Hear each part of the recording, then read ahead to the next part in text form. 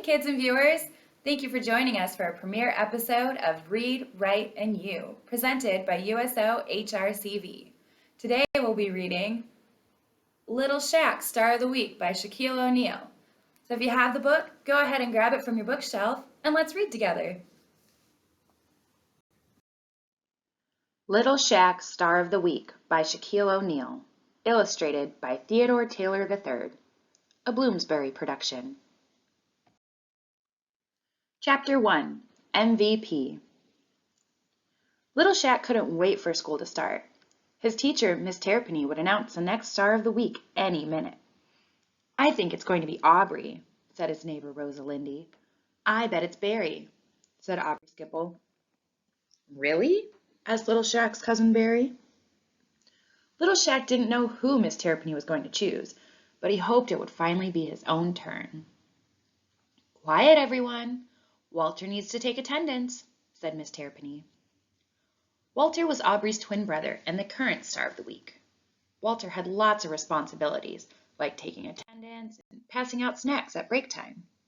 And last weekend, he looked after Flopsy, the class rabbit.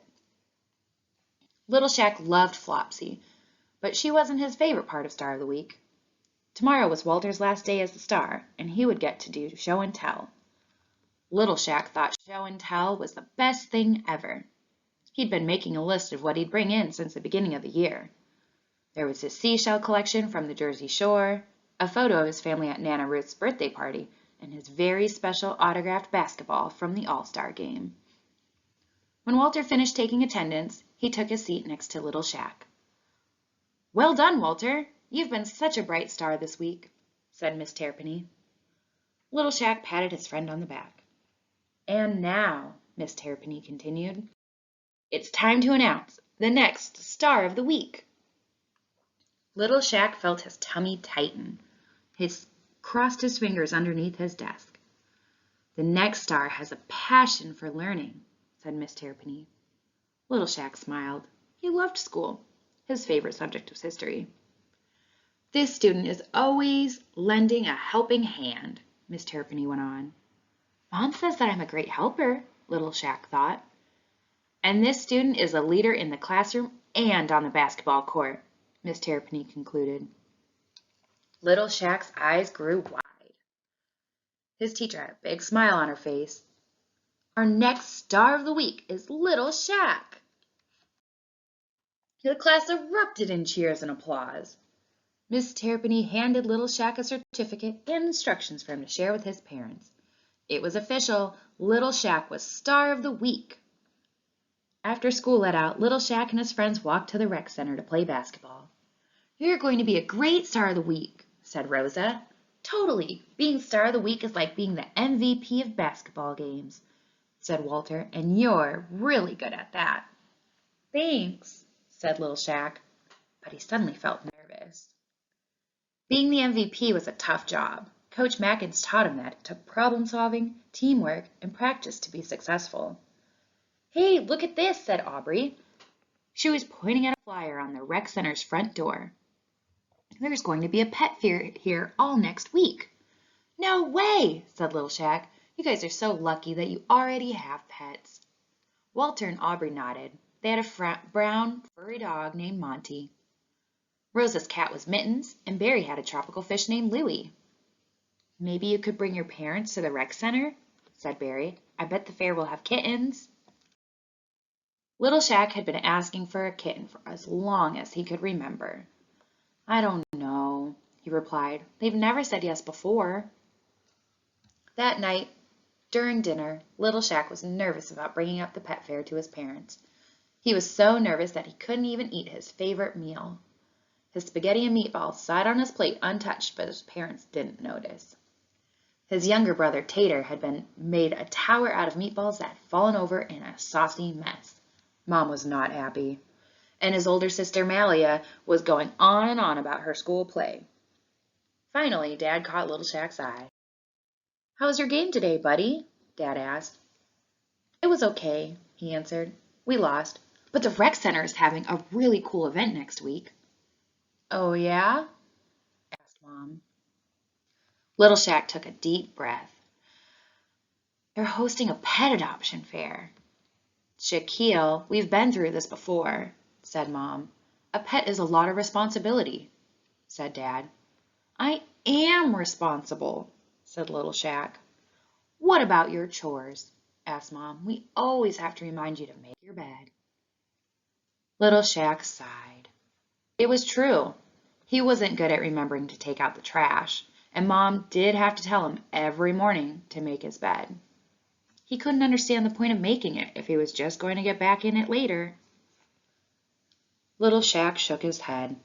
There had to be a way he could prove he was ready for a kitten before the fair was over. He glanced around the room and saw his backpack. His Star of the Week instruction sheet was sticking out from the top. In all the excitement about the pet fair, Little Shaq had forgotten to tell his parents the big news. Wait, starting Monday, I'm going to be Star of the Week, he said. I'll have loads of responsibilities. That's true, said Malia. Being Star of the Week is a lot of work. Yeah, piped in Tater, even though he was way too young to know. Plus, I have to take care of Flopsy this weekend, Little Shaq added. Handed it to Mom.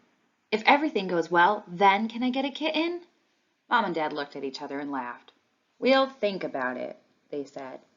Little Shaq smiled. It was a start. Chapter 2, Tater's Turnover. At the end of school the next day, Walter was finishing up his show and tell. He had already shared his soccer trophy, his favorite book, and his clarinet. And last but not least, this is my grandpa's marble collection, he said. He gave it to me for my birthday. Walter held up a box with multicolored marbles. Gramps says he lost a few, but I counted, and they're all there. The whole class clapped as the bell rang. On Monday, Little Shaq would be Star of the Week, but his first job was to watch Flopsy over the weekend. Are you coming with us to the rec center today? Barry asked Little Shaq. Little Shaq frowned. I can't. There's no one to watch Flopsy while I play, so my mom is picking us up. Aw, man, I was hoping you'd try to dunk, said Barry. Me too, Little Shaq replied. He didn't want to miss the game, but he knew that being responsible meant he couldn't always do what he wanted. After his friends left, Little Shaq and Miss Terrapiny took Flopsy outside and waited for Mom to arrive. Miss Terrapiny went over Flopsy's instructions one more time. Give her fresh water every day, line her cage with clean newspaper, and feed her in the morning. Little Shaq sighed. Flopsy sounded like a lot of work. So far, being Star of the Week wasn't so great. Soon Mom pulled up, and once they were home, Little Shaq placed Flopsy's cage in the family room. Tater followed close behind. Watch out, Tater, Little Shaq shouted. Stop putting your fingers in her cage. But she's so fluffy, said Tater. Can I pet her? All right, said Little Shaq, but first we need to change her newspaper and give her fresh water. Do you want to help? Okay, said Tater. Little Shaq handed him Flopsy's water bottle. Can you refill this at the sink? Tater took the bottle and ran into the kitchen. Then Little Shaq grabbed a sheet of newspaper to line Flopsy's cage. Come on, girl, he said, opening her door. Flopsy hopped forward, and he carefully picked her up just like Miss Terrapiny had showed him. With his free hand, he rolled up the old newspaper and then slid the new one in. Flopsy felt warm and soft in the crook of his arm. Little Shaq smiled. Flopsy was pretty fun after all. Here you go, Tater said, handing Little Shaq the water bottle. Thanks, he said. You can pet her now, but just lightly on the head. Can I feed her a snack? Tater asked. Little Shaq gave him a handful of lettuce. Don't let her nibble you, though, he said, tickling his brother under the arm. Tater giggled. When Flopsy had finished eating, Little Shaq cleaned up and put her back in the cage. But I wanted to play with her, Tater whined. She needs to rest, Little Shaq said. I'm going to shoot some hoops in the driveway. Want to come? No! Tater yelled and ran out of the room. Outside, Little Shaq tried to forget about Tater being missing at the rec center. He dribbled the basketball back and forth and shot a few layups, but he really wanted to dunk the ball. He'd been trying to dunk for the past few weeks, but he kept falling short. Coach Mackin said that in a few years he might be tall enough to do it. Little Shaq thought he'd try again anyway. He backed up to the end of his driveway, then took off running. He dribbled the ball toward the basket and leaped into the air, raising his hands high. He was almost there. Little Shaq reached for the rim, but then, "Shaquille, where are you?" Mom yelled. She sounded mad. "Huh?" Little Shaq twisted his body toward the house and his dunk fell short. He landed hard on the ground, and the ball rolled into the bushes. Little Shaq shook his head, then went inside. "What's up?" he asked. "Flopsy is gone!" Tater squeaked. "Gone?" Little Shaq shouted. "She was in her cage." Tater hid behind Mom's legs. "I wanted to play with her." Little Shaq's stomach sank. If he lost Flopsy, there was no way he could still be Star of the Week. He'd miss show and tell, and he could forget about going to the pet fair, too. "Mom, this is all Tater's fault," Little Shaq cried. "Tater was wrong," Mom said, giving her younger son a stern look, "but Flopsy is your responsibility. You need to find that rabbit and clean up this mess." Little Shaq looked around the family room and saw a trail of destruction. There were shredded newspapers, chewed slippers, and tiny brown pellets everywhere. "Okay, Tater," Little Shaq said, "you look under the sofa in here, and I'll take the kitchen." In the kitchen, Little Shaq opened cabinets and searched the pantry, but Flopsy was nowhere to be found. She wasn't in the family room either. Upstairs, Little Shaq and Tater each searched their rooms. Mom said hers was all clear. The last one to check was Malia's. Little Shaq knew he wasn't supposed to go into his sister's room, but this was an emergency. He peeked inside. Flopsy had definitely been there. He was about to search Malia's closet when he spotted Flopsy on the bed. She looked just like one of Malia's stuffed animals. Little Shaq let out a sigh of relief. Having a pet was tougher than he thought, but once Flopsy was safe and sound, Little Shaq got the hang of it. For the next 2 days, he followed all of Miss Terrapin's instructions, and Tater even helped out too. By the end of the weekend, Little Shaq was ready to be Star of the Week. On Monday morning, Little Shaq's first job was to take attendance. He didn't think it would be too hard, but standing at the front of the room, he suddenly froze. Little Shaq gripped Miss Terrapin's clipboard and stared out at his classmates. He couldn't speak. Miss Terrapin nodded for him to begin. Little Shaq gulped, then read the first name on the list. Douglas Alvarez. No one responded, and Little Shaq felt his cheeks get hot. Doug was sitting at his desk, chatting with his neighbor. Little Shaq checked his name off the list and tried the next person, but this time he spoke too fast. "You need to speak slowly and loudly," said Miss Terrapin. Little Shaq nodded okay. After a few more minutes, he finished the list, but he wasn't looking forward to doing it again tomorrow. Later that afternoon, it was time for Little Shaq to pass out the snacks. "Go get 'em," said Rosa. "Yeah," said Barry. "By the way, all the pretzels and save me an apple juice, too." Walter laughed and gave Little Shaq a thumbs up. Little Shaq picked up the snack basket and started at the back of the room. The first few rows were really easy. Something was finally going right. "I'll have the pretzels, please," said Susie Carmichael. Little Shaq looked in the basket. There was only one bag left. "Oh, see, these are for Barry," he replied. "You can't save snacks," said Susie. "Miss Terrapin." "Fine," he said. "The pretzels are all yours." Barry and Little Shaq both wound up with carrot sticks and skim milk. While Barry grumpily ate his snack, Little Shaq left his untouched. He wasn't hungry. He just wanted the day to be over. Chapter 3. Buzzer Beater. As the week went on, Little Shaq tried his best to be a good star, but he wasn't getting better. After another slow start with attendance, Little Shaq thought about what Walter had said. Being Star of the Week was a lot like being the MVP. He knew that MVPs were problem solvers, and he was good at that on the court. He could do this too. Suddenly, Little Shaq remembered the voice of his favorite basketball announcer. It was loud and clear, and it always got his attention. If Little Shaq could sound like him, his class might listen. Little Shaq cleared his throat. "Douglas Alvarez," he said in his best announcer voice. Doug responded right away. Little Shaq tried the voice again. "Susie Carmichael?" "Here," said Susie. It was working. Now he wondered if he could fix the snack problem too.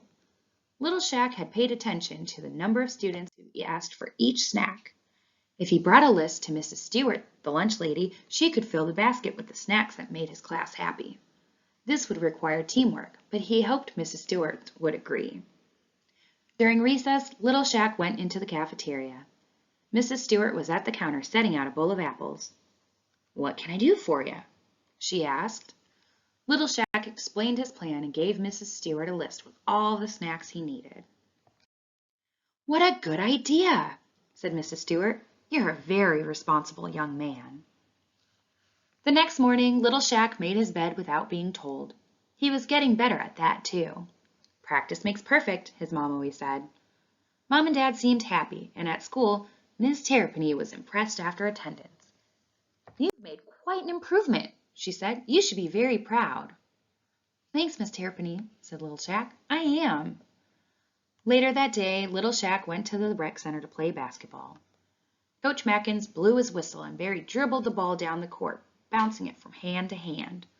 Little Shaq quickly got open and Barry passed in the ball.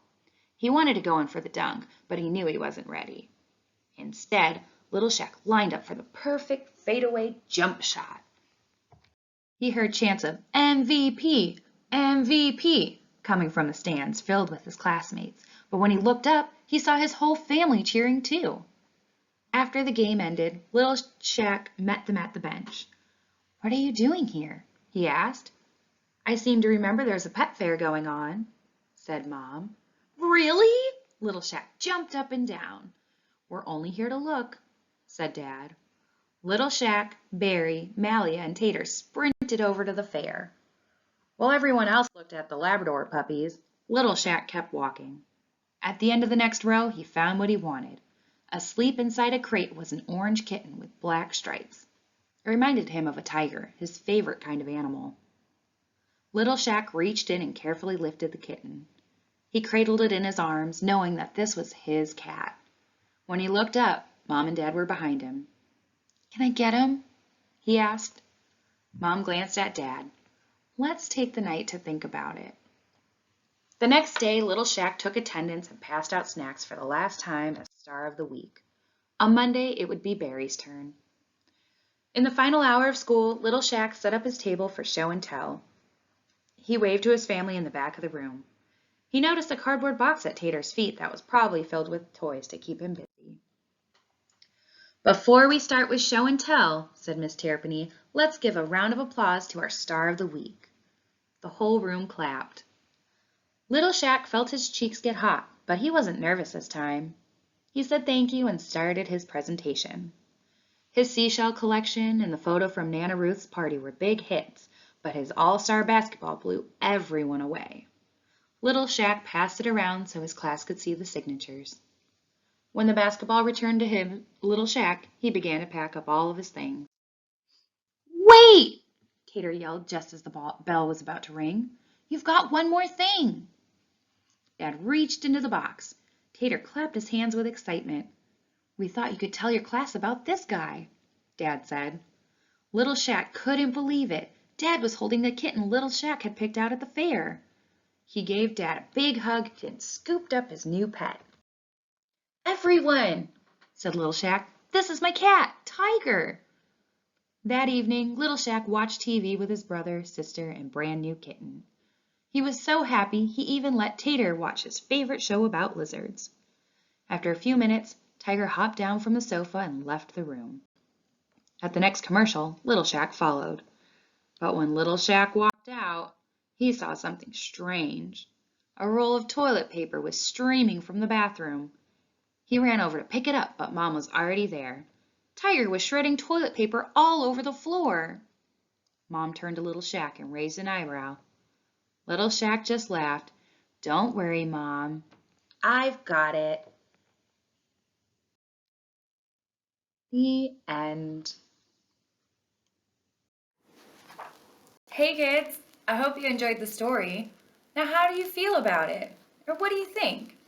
Let's go ahead and grab our stationery and write down how we feel. We can address the letter to a family member, maybe somebody who's deployed, or a service member who might visit a USO center. So grab a pencil or writing utensil and go ahead, write what you think and feel about the story, and then share with us. Thank you so much for joining us today on our premiere episode of Read, Write, and You. Hope to see you next month for our next book.